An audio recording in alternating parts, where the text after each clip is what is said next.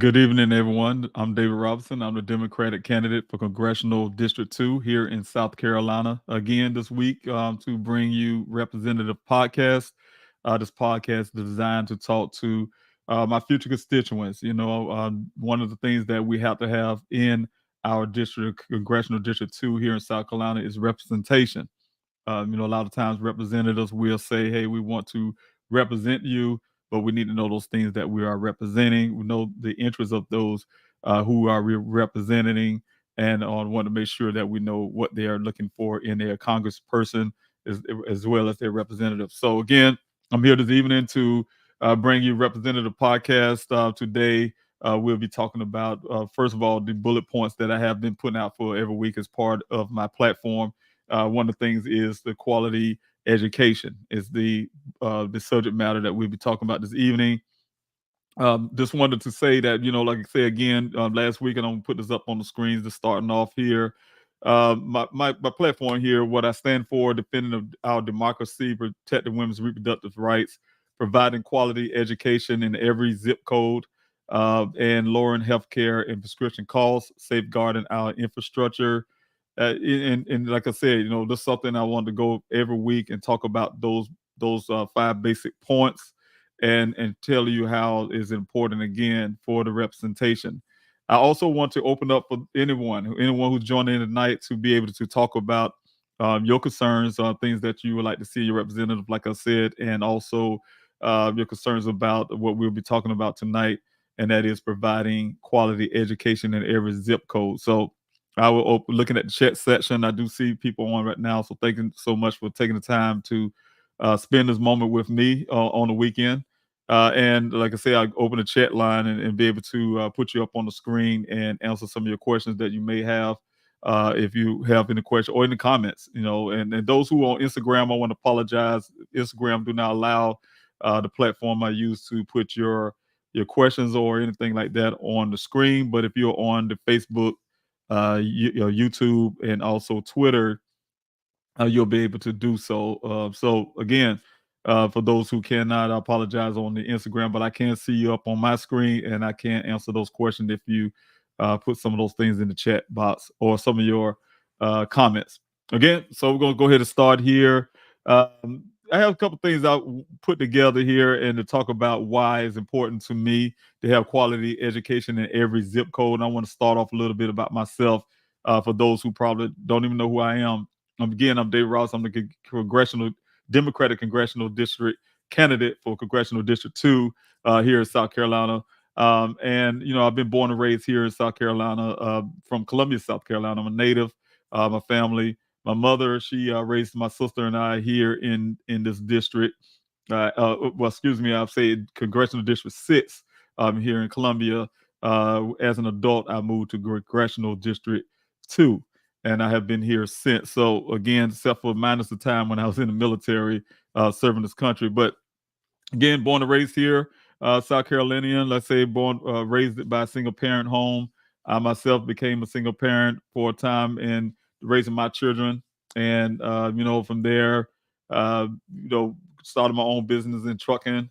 Did that for a few years, and also after 9/11, after the war, the attack on our country, I decided to give up that business to join the military to give the best that I had at the time. So again, I want to start off there and back off here for a minute and then continue on. But yeah, like I said, just wanted to run for office based on my efforts. I have been fighting very hard out there in that desert of, of course, I also like to say I left the desert of Afghanistan fighting for the country and find myself in the desert of the snoring desert of Arizona fighting for my son. In those years, it's been 3 years now fighting for my son, Daniel Robinson. Many of you may know that geologist Daniel Robinson. I have grown a passion to fight for Americans who are out there missing 600,000 Americans every year, 3,000 a day go missing, 2,000 of which are children.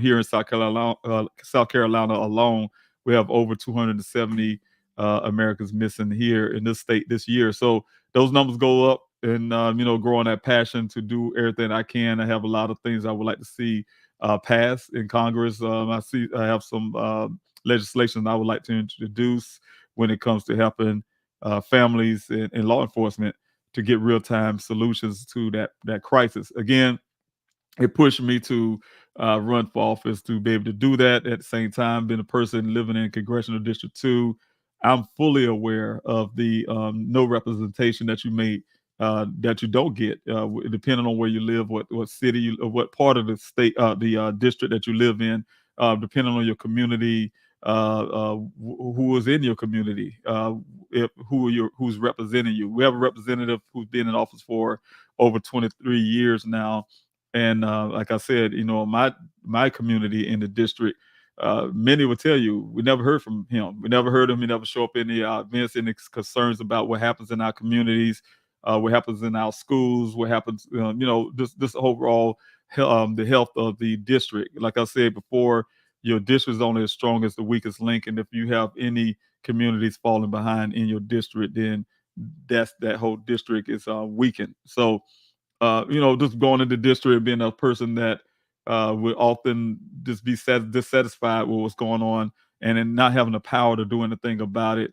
I tend to think that God bless me to like I said, God don't cause tragedies, but what I'm saying, in that tragedy with my son going missing, caused me to stand up for something, and stand up for what is right, and stand up and do something about it. Sometimes we can get sit down and get disgusted, and then that moment to come where you stand up and do something. So again, that's what my run for office started from, and I want to continue that to make sure that I'm being representative of everyone in my district, not just those at the top, not just those in my immediate community, not those just at the base of my party, for the whole entire district. So to say on that again, for those who just joined in, the bullet points: defending our democracy, protecting women's reproductive rights. We are talking about providing quality education in every zip code, is what I will be discussing tonight. So, just wanted to tell you, first of all, for those who are in the chat section, thank you so much for being here. I see a few in the Instagram side, and thank you so much. I really appreciate it, and I thank you. Amazing Blue, thank you, sir, for being here, and thank you for supporting, of course, and thank you for being a part of the campaign. I really appreciate you. So thank you so much. And anybody else who want to join in, I truly appreciate you being a part of this. Okay, quality education in every zip code. Universal. What I stand for is universal access to pre-K. Democrats advocate for universal early childhood education, ensuring all children can access quality kindergarten programs. And that's the foundation of our education starts with the pre-K and kindergarten, and just going up in the development of the mental development of a child. I remember growing up in the schools that I grew up in here in it was Richland County School District 1, and we had some times where those early developments is very important. But I can tell you, I have also experienced living where you can see, when I got to high school, you can see where you're falling behind because some things are not being put in place to actually enhance or just make the educational system better, depending on where you live, whatever your zip code is, where you get provided those resources. Improving public schools, improving public schools, commitment to strengthening public schools with better funding, smaller class sizes, and modernized facilities. And again, you can see, especially in the rural areas, I'll be talking about that shortly. You'll see a lot of these schools fall behind when it comes to these, the rural areas as well. And just like I said, some of those zip codes, depending on where you live, what side of the district you live on. We need affordable higher. We say for higher affordable higher education. Proposal to make college more affordable, including expanding Pell Grants and reducing student loan debts. Again, something personal for me, something personal, person, a family, like I said, was a single parent, and you want to be able to provide for your child, to your children, to go to college and pursue their dreams and their aspirations. And then you look at the pocketbook and you see how much it costs to send a child to school. And a lot of times, some parents, we're not able to send our children to school. So Also, when once children get there, they turn around and accrue debts that they can't pay. I have a daughter who went to college, to pursue her career, and she pursued her career in marine biology. And oh, so I'm sorry. The other one of the girls marine biology, but the other one's archaeology, and she's still paying debt. That she pursued her dreams and go out and do her job that she want to do in life, and then you have to pay for it by being in debt. Something you have to start off life with when you get your job, and it's going straight to the debt that you have to pay. So we definitely want to make sure we're reducing that and provide areas where students can afford to go to school. Teachers pay and support. Teachers pay and support. We support increasing teachers' salaries, providing better professional development, and ensuring teachers have necessary classroom resources. And that goes far as just the fact that the day's time has really changed because of social media and things like that. If you think about it, okay, I do see that. Thank you so much for putting that up there. Amazing Blue. I did see I have a typo there for those who see that. Quality education in every, I missed that I and that zip code, but thank you so much for pointing that out. I just happened to see your comment there, so thank you so much, and I'll put that on the screen really quick here.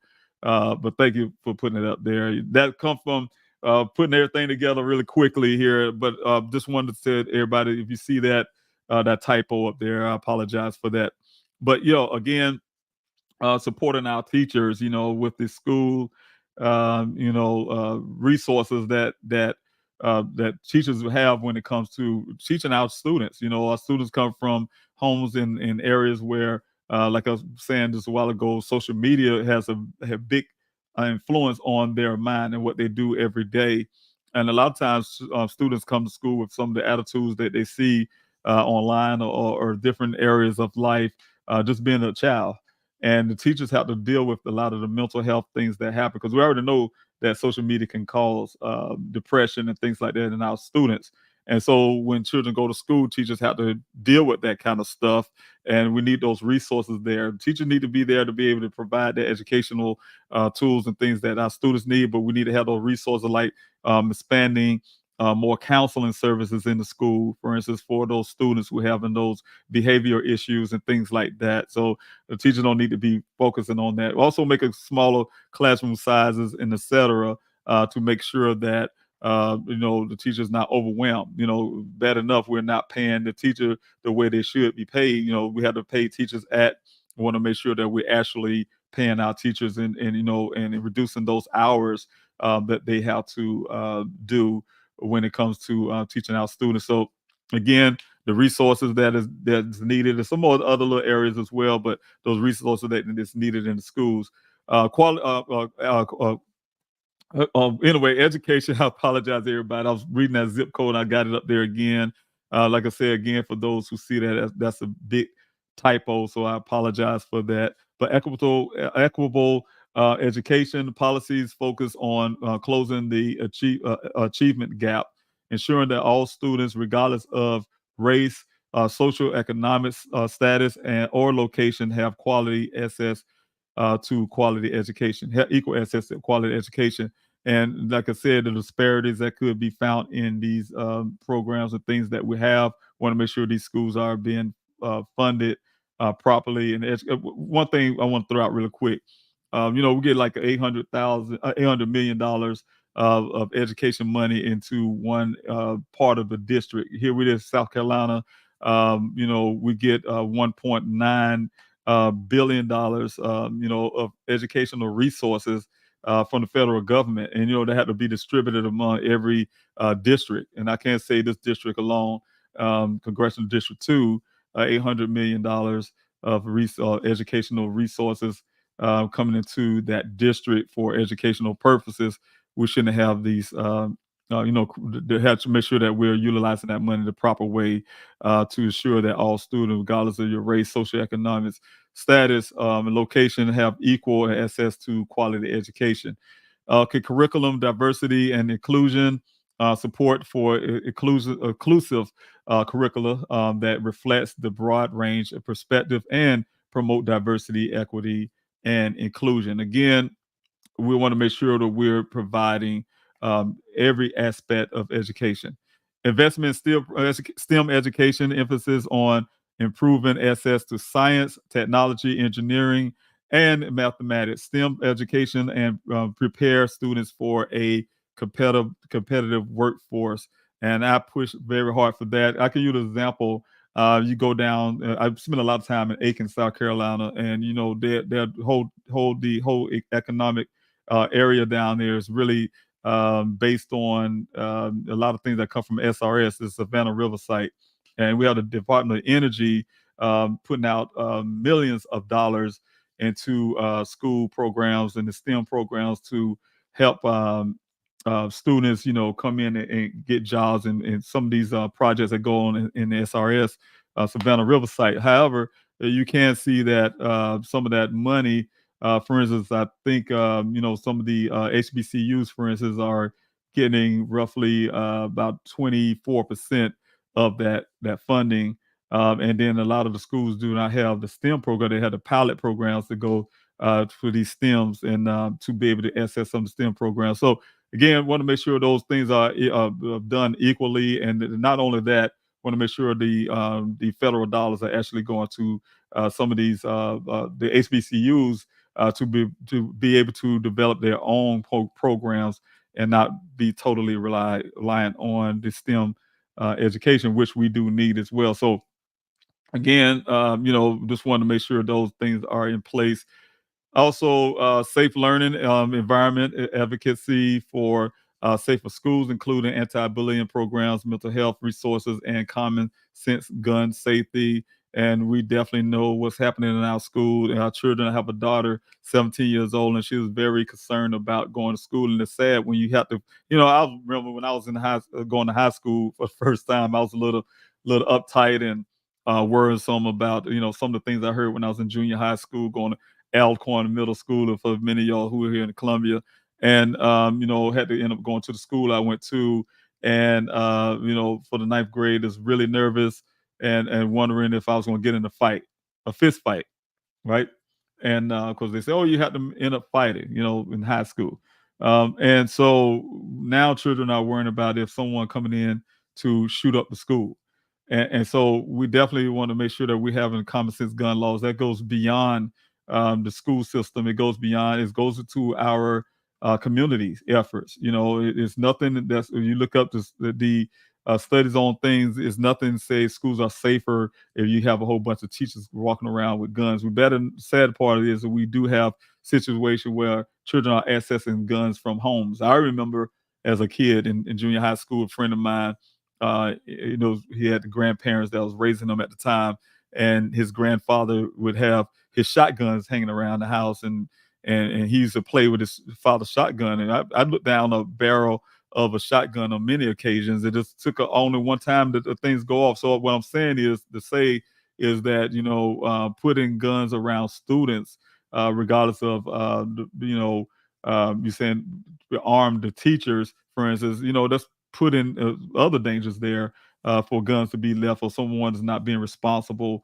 with gun ownership and things like that. So, it's no proven fact that those things work. So, again, want to make sure that we are doing things like common sense gun laws that will help our students in situations like that, where we don't have to go worrying about gun violence in school and things like that. Also, make the anti-bullying programs. We have a lot of that bullying on social media, but that translates over to our school systems. And I know there's things that are being done to try to curb some of those things on social media as well. But again, the mental health aspects of everything is very important because we definitely need mental health services in schools. Again, like I say, increase funding for social workers and things like that when it comes to students. Also, community schools support for schools that offer wraparound services such as healthcare and after-school programs, especially in underserved communities. And like I said, no community should be left behind, regardless of where you live. But we often have that, even when it comes to some of the social services and the healthcare. Digital access and infrastructure commitment to closing the digital divide by ensuring all students have access to high-speed internet and modern learning technology. And thank God for the broadband that is going out into the rural areas through the Biden administration. So again, I'm really happy about that. I remember in some areas back when my children was young, and you have to actually go to some of these parking lots to access internet, when it's not available in your area, or things like that. So for some families, it's because they just can't afford it. And so, to be able to have that broadband infrastructure put in, it not only helping in many other areas in life, but it definitely helping in the educational part of things. Quality education in our rural areas. Again, the disparities that's out there, and if we have a lot of rural areas here in South Carolina, a lot of rural areas in Congressional District 2. We have to lower school funding. Well, the disparities are the lowering of the school fundings. Rural schools often receive less funding compared to urban areas, leading to inadequate resources, outdated textbooks, and fewer extracurriculum programs.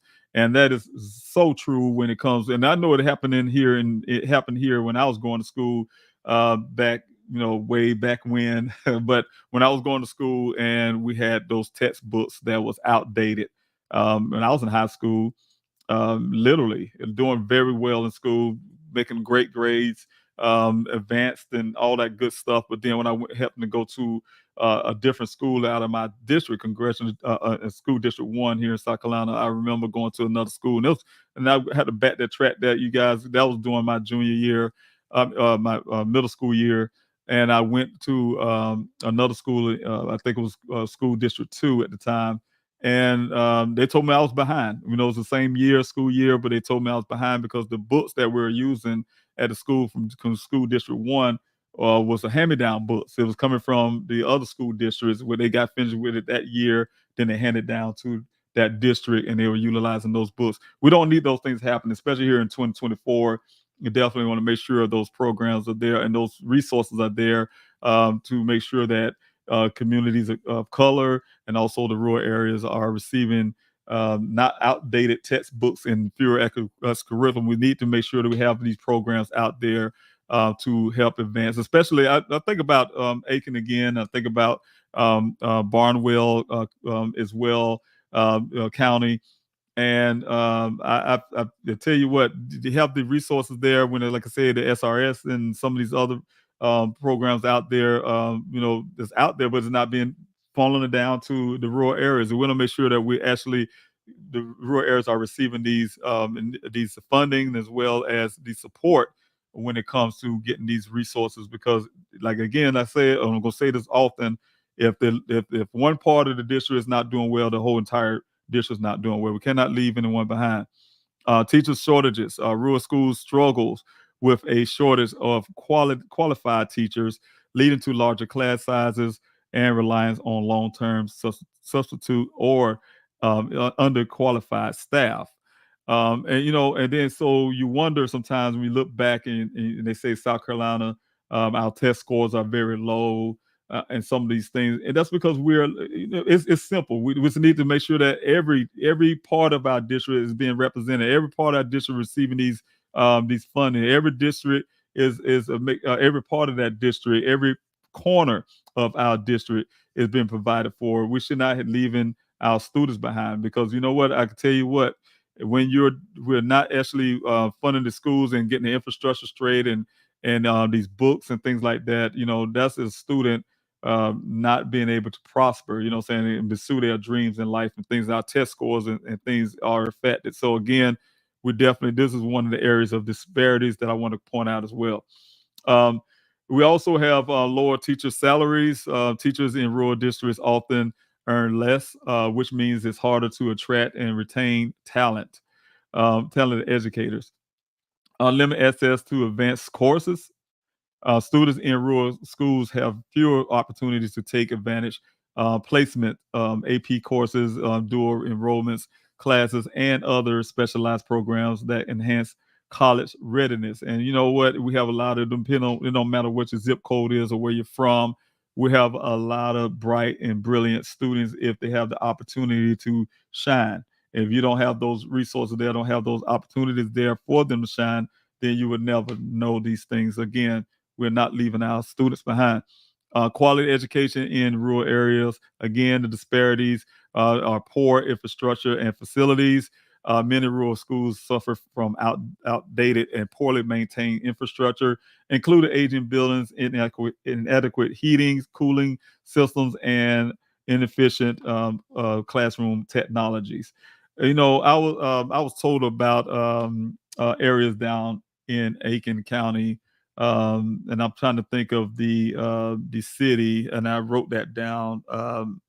But it's a city down that way, and I'm going to visit where of course, the infrastructure is really bad for the schools. And I've been hearing about the dirt roads and things like that. So we have parts of the forgotten. I call it the forgotten areas of the district. And here we are. We have a representative in Congress can make sure these federal dollars are making it to these areas, and it's not. So we got to find out the reasons why. Again, we cannot forget people and leave people behind. Could you imagine? And I want to say this, and it's really important and really personal for me. Could you imagine when I was in the military and we definitely was taught and trained about not leaving, and this could been beat into us, not, well, not literally, but I'm saying it's been put in our heads, and we really got it. You don't leave anyone behind. We find ourselves in a combat position, and we always prepare for that. So you have to prepare for the best and the worst case scenario. Our mission, we go on a mission on a convoy, and we get separated. Something happened, very tragic, devastating, and we get separated somehow. And we definitely don't leave any combat or any soldier, any American behind in the combat area, and that's part of being an American soldier. But that is the same true here in the country. We cannot allow ourselves to leave people behind, and we're right here not even in war zone. We're right here in the country, right here in this district, right here in the state, and we are leaving people behind. When I hear about those stories, I've been down to Aiken the other day, and I heard about some of these stories. I'm like, wow, this is really going on. We can live really good in our city areas here in Columbia, and then we don't know what's really going happening in the rural areas. And I wonder why. Sometimes when I went down to Barnwell, and they say, hey, people like you don't come around only during election time, so during the time to vote or whatever. That shouldn't be true. That shouldn't be true. And when I heard that, that was really hurtful as well, to hear that people have that sentiment. Like, look, nobody care about us down here. Nobody care about us here in Barnwell County. Nobody care about us in these rural areas. And when you see these numbers and see these things that's happening, it's sad to say that in 2024 we have all the technologies in the world, we have all the money, we're the greatest country in the world, we have the money there, and someone is getting left behind, and we cannot have that attitude. We have to make sure we're changing our representations. Our representations is not based on having someone that just representing you. I have to represent, when I win, I have to represent not just those who agree with me, but everyone in my district. So it's important to make sure you're actually visiting your constituents. Make sure it's finding out what's happening, finding out why these resources are not reaching these districts, or why it's not. We have the local legislature as well in the state, and we already know since the '90s it's been ran by the Republican Party. We know the Republican Party has a super majority, so anything that's going wrong when it comes to the local side of things is only one sided, because we do not make the rules. It had been that way in a long time in South Carolina. So if anybody wants to say point fingers when it comes to the local side of things, we know where it come from. However, I can say on the federal side, with money coming into the state for these programs and for these schools, yeah, no one should be left behind, and no one should be left behind on the local side of things as well. So we're gonna have to keep fighting and keep pushing it. But when I see this, I had to stop for a minute. But just the fact that people are actually being left behind when it comes to these aging buildings. We have 2024, and there should be no aging building. When I have read this stuff and I was looking up to start this podcast this evening, yeah, this things I was putting on here is very hurtful. Just doing the research. Digital divide. Students in rural areas often lack reliable access to high-speed internet, which limit their ability to participate in digital learning, complete homework, and access online resources. They have higher dropout rates. Rural schools tend to have a higher dropout rates driven by factors such as economic hardship, limited access to support, and fewer career pathways. Fewer extracurricular opportunities. Rural schools typically offer fewer sports, arts, and extracurricular programs due to funding limitations, reducing students a holistic educational experiences. And say we go to lastly here for the quality education in rural areas, and the disparities are limited access to mental health and support services. Students in rural areas often have limited access to mental health counselors, academic advisors, and other support services. Transportation challenges. Long bus rides. I don't know if y'all can remember those rides on the bus, but anyway, long bus rides and transportation issues can make it difficult for rural students to attend school consistently on or participate in after school activities. Again, this is some of the areas that where we have been left behind, but there's hope and there's possibilities here. And these are the wonderful things that the Build Back Better program to our President Joe Biden. Um, the Build Back Better program is the universal pre-K for all. The plan includes the funding for universal preschool for all 3 and 4 year olds to reduce early childhood education disparities. It also affordable childcare provides significant investments in childcare and to ensure that no middle class family pays more than 7% of their income on childcare. It also increased in teachers' pay. Build Back Better includes provisions for raising teachers' salaries, especially in underfunded districts, to help retain qualified educators. Also, free community colleges. It provides for free community college. The plan proposes 2 years of free community college, making higher education more accessible to millions of Americans. It also provides school infrastructure investments. Significantly funding and is funding is significant funding is allocated for repairing and modernizing K through 12 schools, particularly in underserved communities like these rural areas, improving safety and learning environments.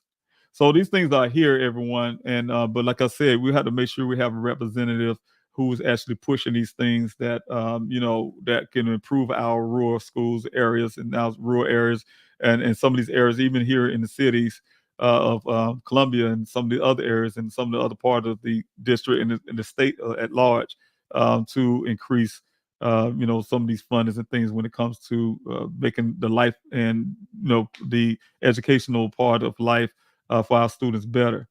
Pell Grant SS increased Pell Grants to lower income students to help cover tuition and other costs of higher education.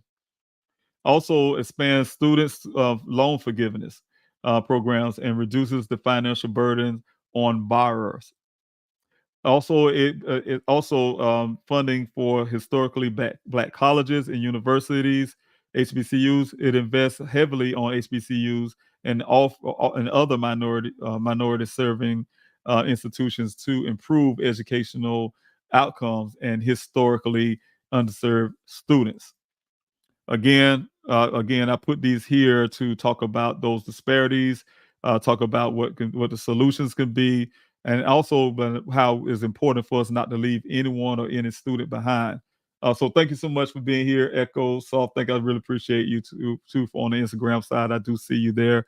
Everybody else on the Instagram and those who making comments here on all the other social media.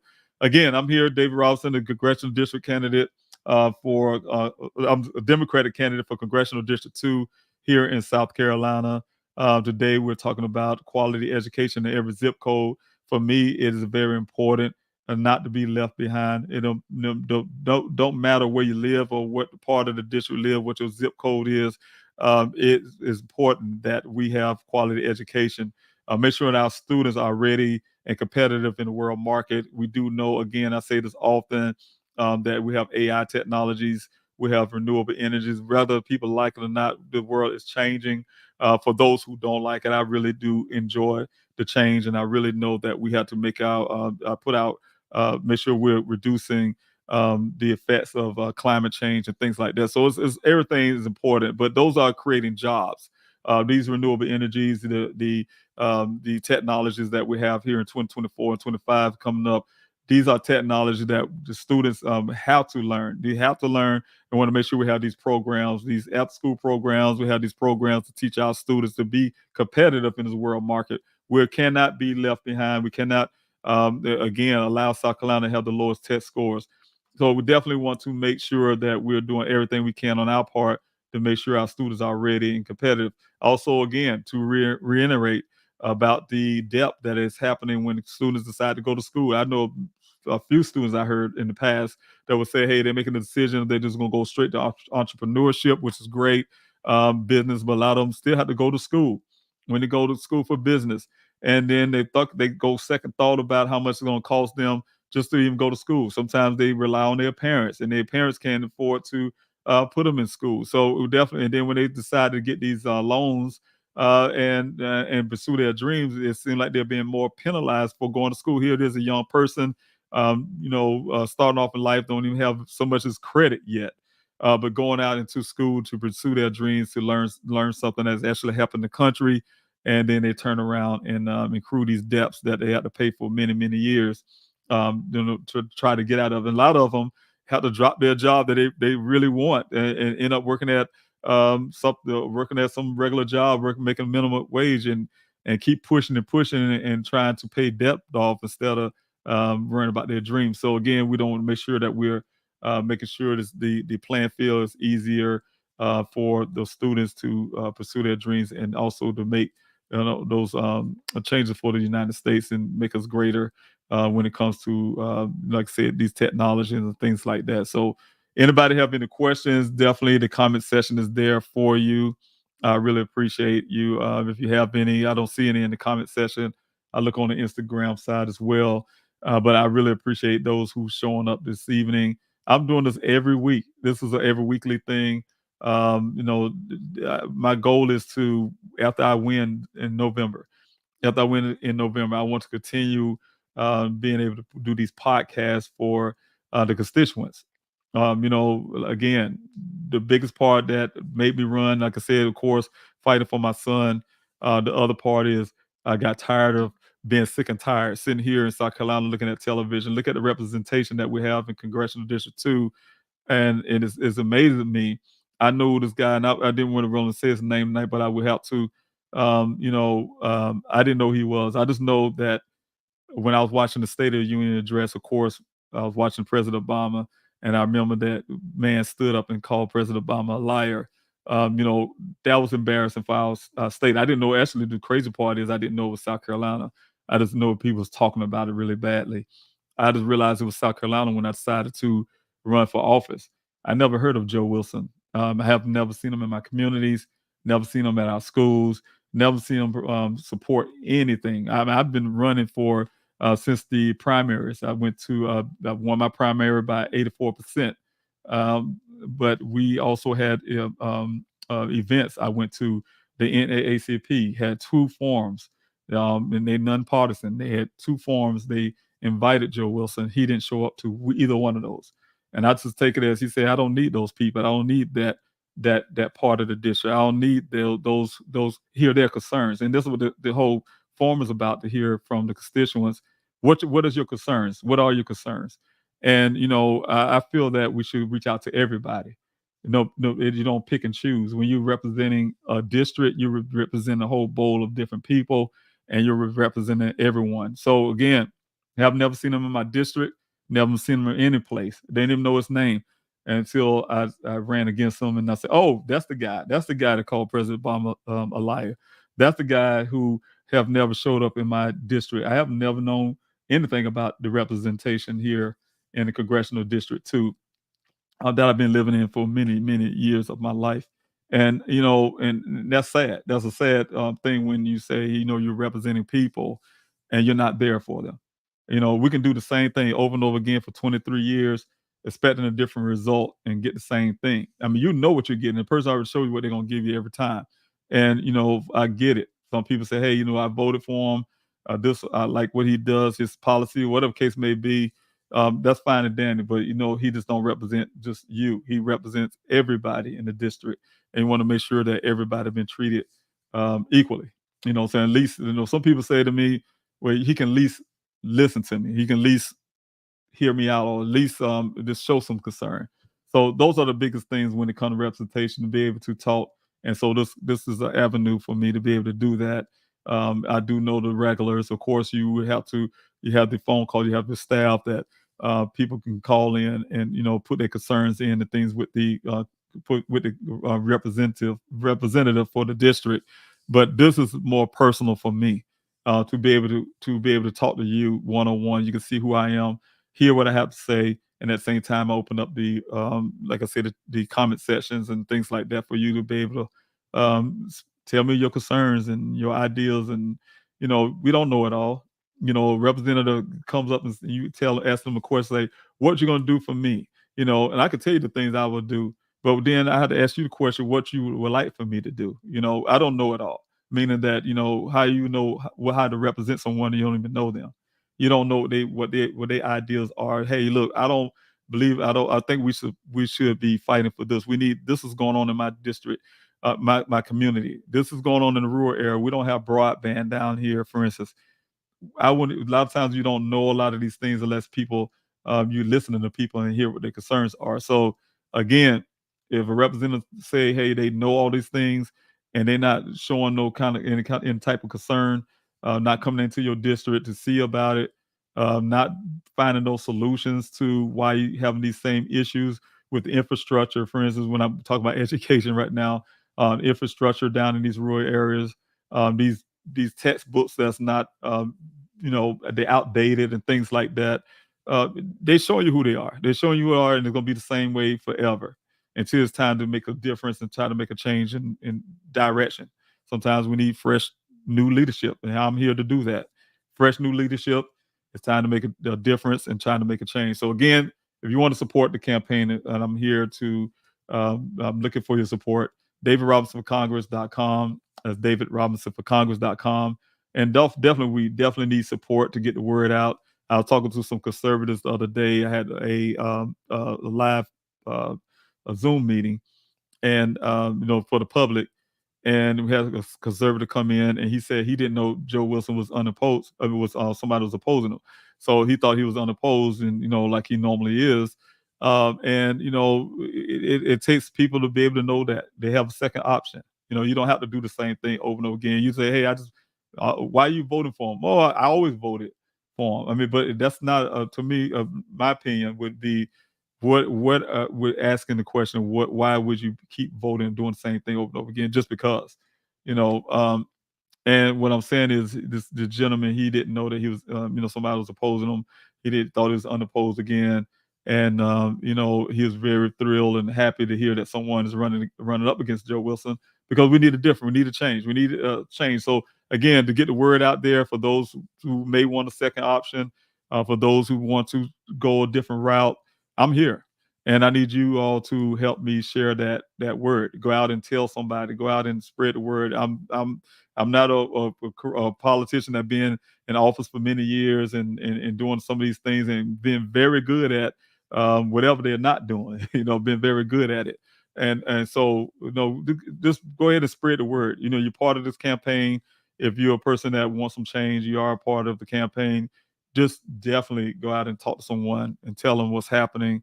This district can change. This district is looking to have someone who will represent everyone in the district, not just a few, not just the base, and and to make sure that we're getting that word out. So again, I need your support, need your donations, need the phone calls. I need it all. We need it all in this district. I have seen some changes in some of these other states and some of these other races. We have the numbers here. We have the numbers for those who think that vote don't count and somehow that this is an unwinnable district. It's very much winnable. We just have to get people out to the polls. The numbers are there. You can look it up yourself. The numbers are there. We have the numbers to take this thing over to the top. We just want to make sure that we get people out there to the polls. And there's a lot of people just don't like to vote. They're registered to vote, but they won't make it to the polls. And those who aren't registered, not registering. And we have to October, I believe it's October the 5th to do that. I should have put that on the screen, but we have to October the 5th. I believe it is October the 5th to do that. I want to make sure I'm correct on that. But let's see if I can get that here. Yes, I think I have it here. How you can vote. You can do an absentee vote. Of course, for many people who say, hey, look, I have a job. I had a cousin, and I said this last time, say, hey, look, I can't vote. I had to go to work. I work every day of the week. Absentee vote. You call that number and they tell you how to do your absentee vote. But you have to do it before October the 25th. You have to request that ballot before October the 25th. Early in-person voting is all. Trust me, when it says no line, you literally can go in there for early voting. No line. You could probably be in there probably less than 5 minutes. You walk through there, get signed in. They'll send you to your machine, and you do your vote, and you right back out there to your car. But that's happening on 2020 Hampton Street for early vote. Those who are in Columbia, South Carolina, and if you're in other parts of the district, you can go to your local, voting locations. And that's listed as well. So I can get those information if everybody want to email, and I can get those information for you.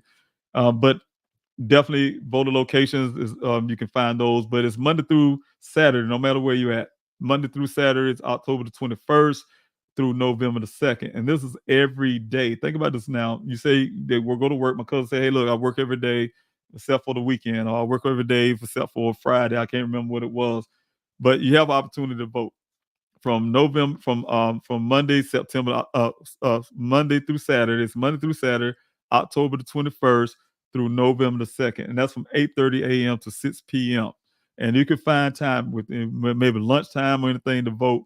You have all those times in that day to vote. Monday through Saturday, even on Saturday, October the 21st to November the 2nd, 8:30 a.m. to 6 p.m. Then you also have election day. Of course, that's Tuesday, November 5th, 2024, from 7 a.m. to 7 p.m. So these are different ways you can vote. And I can tell you it's really important to vote now, because you got things like Project 2025 that's really pushing that and trying to say, hey, this and that. But these are things that's out there that want to try to take some of these things away from it. The early voting, the mail-in voting, the absentee voting, those type things. Want to try to take these things away, make it harder to vote instead of making it easier to vote, And so, again, we want to make sure we're doing everything we can to vote while we can. Don't take you need to take advantage of these things. Don't take it for granted, because we have those that try to take those things away. But these are the ways you can vote for those who would like to vote. But you also can go to visit scvotes.gov or vote South Carolina at votescblue.com for more for information. You can check your voting locations, the sample ballots, etc. These are the ways to vote. Again, thank you everybody for joining in with me. I'm Dave Robinson, the Democratic candidate for Congressional District 2. Be here every week, every Friday, 8:30 p.m. I'll be here again next week. I'll go to the next point here. Excuse me. And that will be lower healthcare and prescription costs. So thanks so much again. I really appreciate your time. God bless each and every last one of you. Hope to see you next week. Take care. Thank you. My name is David Robinson. I'm a proud son of Columbia, South Carolina. I was raised on the Southern values of faith, family, and treating others as you would like to be treated. I believe in the power of a handshake and the strength of one's word. As a single parent, I faced the challenges of making ends meet firsthand. When I heard the call to serve, I knew I had to act. I served my country where I learned that we are all in this together, regardless of race, color, or politics. Whether it was in Afghanistan or Arizona, I saw the power of cooperation. Now, I'm ready to bring that same spirit to Washington. Our nation's future depends on our ability to work together and focus on the bread and butter issues that matter most to everyday Americans, not sowing seeds of division. This November, when you cast your ballots, remember, it's about more than just politics. It's about sending someone who would truly represent all South Carolinians. I am David Robinson, and I approve this message.